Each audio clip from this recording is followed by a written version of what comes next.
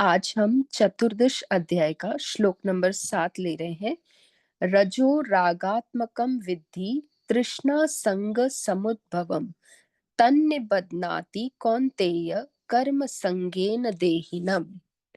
सर्वप्रथम संधि विच्छेद करते हैं। रजो रागात्मकम विद्धि, रजो में ओ की मात्रा है, विसर्ग में रजह।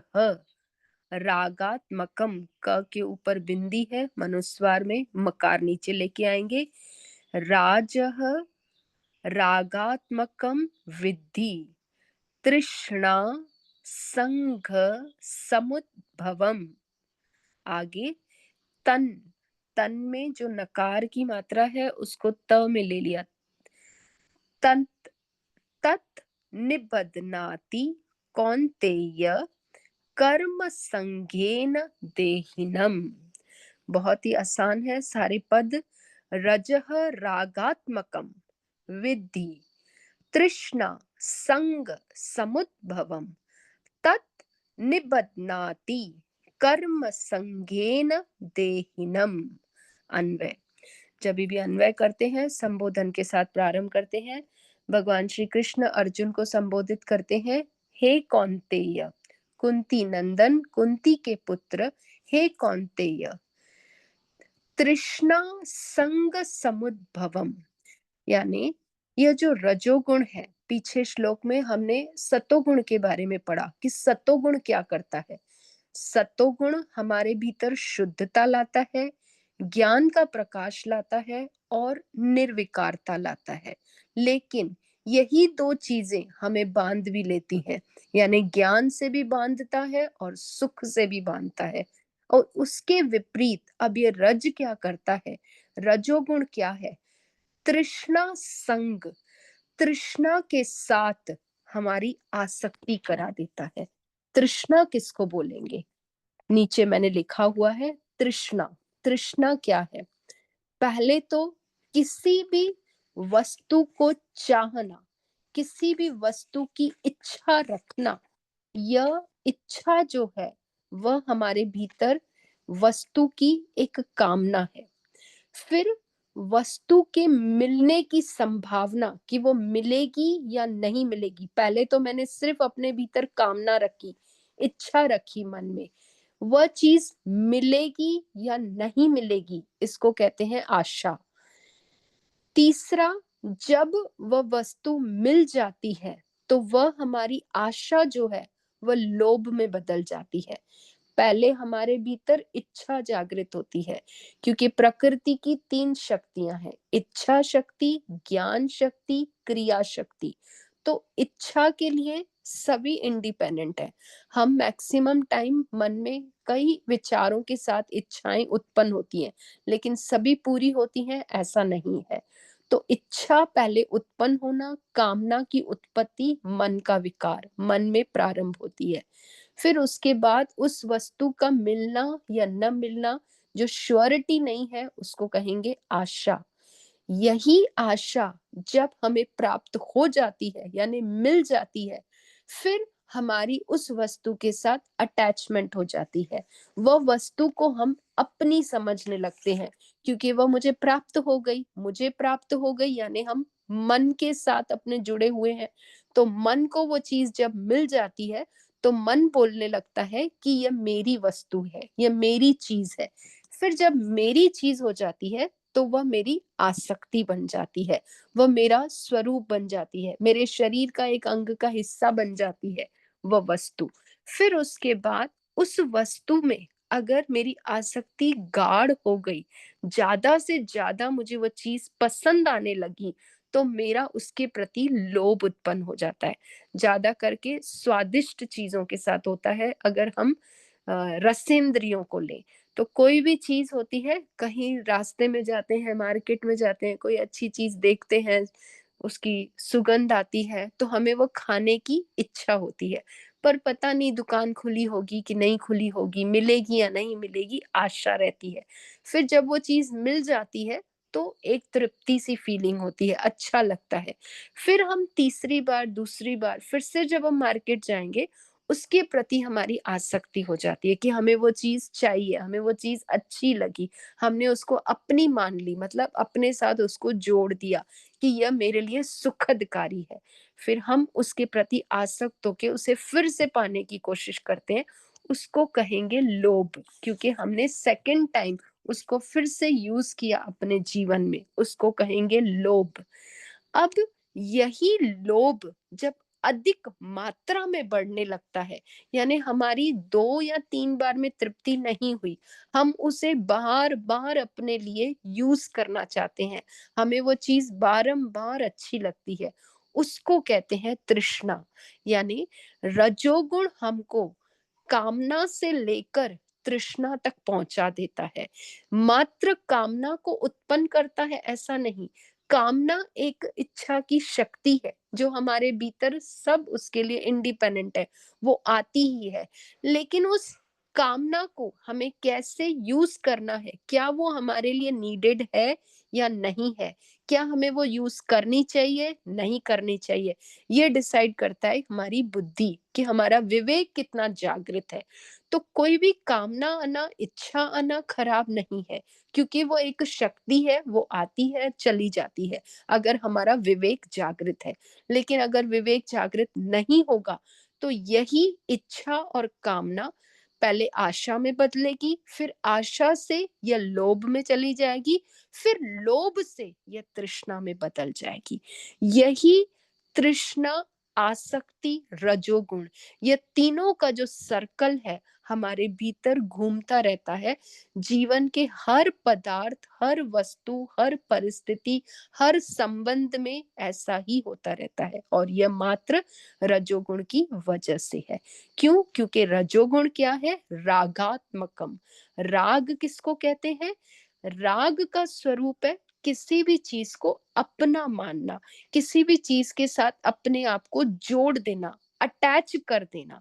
तो रजोगुण पर से कोई खराब चीज नहीं है, लेकिन रजोगुण की जो अ, अति कर देता है, ज्यादा से ज्यादा उसको अपने साथ जोड़ने की कोशिश करता है, वो जो रजोगुण है वो हमें तंग करता है, वो हमें बांध देता है।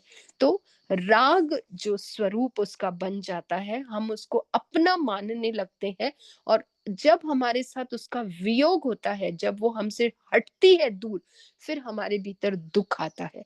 पहले जब हम अटैच होते हैं हम उससे सुख लेते हैं, जब वो चीज हमसे दूर जाती है तब हम दुखी हो जाते हैं। यही सुख दुख का सर्कल जो है वो हमें बांधता रहता है। इसलिए वस्तुओं का हम सेवन करें, पदार्थों का सेवन करें, लेकिन आसक्ति के साथ नहीं, आसक्ति रहित होकर, उसमें राग रख के नहीं, विराग होकर। वस्तुएं तो हमें चाहिए, संसार में हमें रहना है, लेकिन उन सब वस्तुओं का सेवन कैसे करना है? विवेक के द्वारा। जितनी आवश्यकता है उतना ही हम उसको यूज करें, ज्यादा से ज्यादा उसका संग्रह ना करें, असंग्रह होकर हम अपने वस्तुओं का इस्तेमाल करें। इस तरह से हम अपने इस रागात्मक व्यवहार जो रजोगुण का है उसको समझ के, जान के, उसकी आसक्ति से छूट सकते हैं। उसके प्रति जो हमारे भीतर लोभ होगा, तृष्णा होगी, उससे हम बच सकते हैं।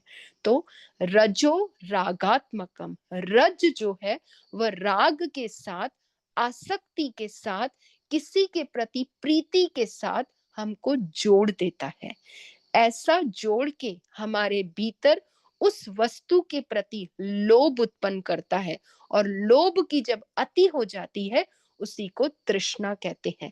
जब तृष्णा उत्पन्न हो जाती है हम फिर और आसक्त हो जाते हैं, फिर हमें और प्राप्त करने की इच्छा होती है, फिर वही रजोगुण तृष्णा को बढ़ाता है, फिर तृष्णा आसक्ति को बढ़ाती है, फिर आसक्ति रजोगुण को बढ़ाती है, और यही रजोगुण के चक्कर में हम बंध जाते हैं। तत् निबदनाति, तत् यानी वही रजोगुण हमें बांध लेता है। किसके साथ बांध लेता है? कर्म संघेन। किसका कर्म?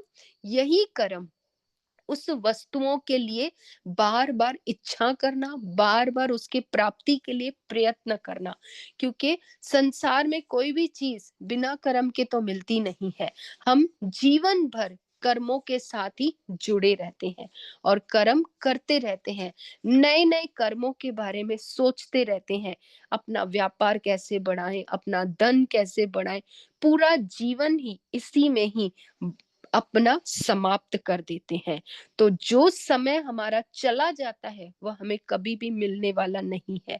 इसलिए बड़े बड़े जो इतने राजा महाराजा स्वामी जी हमेशा सत्संग में बताते हैं कि वो अपना जीवन का सारा धन संपत्ति छोड़कर वैराग को लेकर तप करने के लिए चले जाते हैं। तो इतना सब होने के बावजूद भी भीतर वह सुख शांति नहीं होती है। नहीं होने का कारण क्या है कि ये रजोगुण जो है वो हमारे भीतर उस अग्नि में हमको तपाता रहता है। किसकी? राग की अग्नि।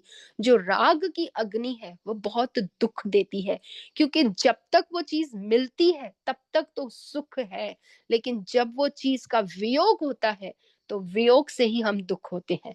संबंध, हमारे इतने सारे रिश्तेदार होते हैं, जब वो हमसे छूटते हैं तब उनके मृत्यु के समय हम रोते हैं। क्यों रोते हैं? क्योंकि हमने पहले उनके साथ आसक्ति की है, उनके साथ राग पूर्वक व्यवहार किया है, और राग पूर्वक व्यवहार के कारण जब वो हमसे छूटते हैं तो हमें दुख होता है। हमारा अपना शरीर भी, जब हमारा शरीर हमारे साथ अच्छा रहता है, सब कुछ ठीक रहता है, हमें सुख देता है, यही जब पीड़ा में होता है, जब रोग में होता है, तो इस शरीर का हमारे साथ विच्छोह होता है, शरीर से हम अलग हो रहे होते हैं, मृत्यु का भय होने लगता है, तभी हमारे भीतर दुख उत्पन्न हो जाता है।